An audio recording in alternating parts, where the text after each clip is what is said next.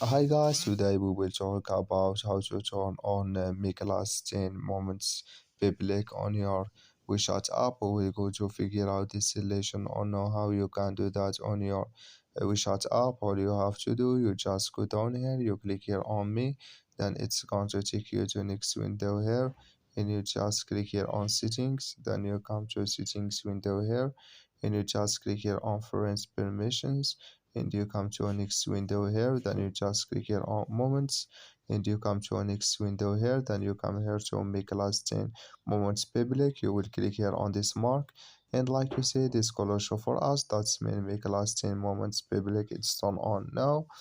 So that's all you have to do to turn on this mark on your WeChat app. Just follow these ways and it's going to work with you. I wish now you I get it. Thank you. So just follow these ways and it's going to work with you. Thank you for your watching. Don't forget to support us by like and subscribe.